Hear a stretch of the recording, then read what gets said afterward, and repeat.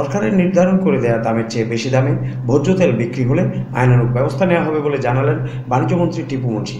18 ফেব্রুয়ারি বৃহস্পতিবার বিকেলে চট্টগ্রাম নগরীর বায়েজিদ এলাকায় চট্টগ্রাম চা বোর্ড ভবনে স্থাপিত বঙ্গবন্ধু স্মৃতি গ্যালারি ও কর্নার উদ্বোধন শেষে বাণিজ্যমন্ত্রী সাংবাদিকদের কথা বলেন। মানুষের কষ্ট হলেও আন্তর্জাতিক বাজারে ভোজ্য তেলের দাম বেড়ে যাওয়ায় সরকার ভোজ্য তেলের একটি যৌক্তিক দাম নির্ধারণ করে দিয়েছে জানিয়ে মন্ত্রী আরও বলেন, গত 6 মাসে আন্তর্জাতিক বাজারে ভোজ্য তেলের দাম 67% বৃদ্ধি পেয়েছে। আগে যেখানে $700 বিক্রি হতো, এখন তা বেড়ে বিক্রি হচ্ছে $1150। এছাড়া আসন্ন রমজানে ভোগ্যপণ্যের দাম যাতে না বাড়ে সেজন্য বাণিজ্য মন্ত্রণালয় বিভিন্ন পদক্ষেপ নিচ্ছে বলেও জানান মন্ত্রী। রমজান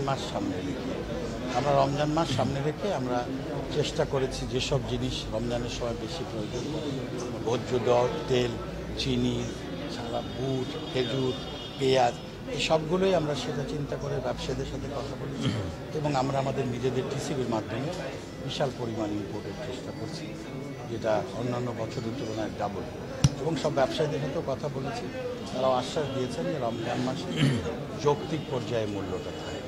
এই ব্যাপারে আমরা সচেষ্ট মাননীয় আমাদের সেক্রেটারি সাহেব যিনি আছেন, তার আন্ডারে একটা টিম কমার্স আছে, তারা প্রয়োজনে প্রতি 15 দিন পর বসে এগুলো মনিটর করেছি। ভোক্তা অধিকারকে দিয়ে এবং সরকারের বিভিন্ন হ্যান্ড দিয়ে তারা ব্যবসায়ীরাও স্বীকার করে গেছে এবং আমরা চেষ্টা করব এবং সেভাবে সব রকম প্রস্তুতি রয়েছে যাতে করে তার চেয়ে বেশি না হয়। আপনারা যারা সাংবাদিক রয়েছেন, আপনাদের দায়িত্ব এরকম কোথাও যদি হয় সেটা আমাদের কাছে তুলে ধরা, আমরা ত্বরিত ব্যবস্থা নেব।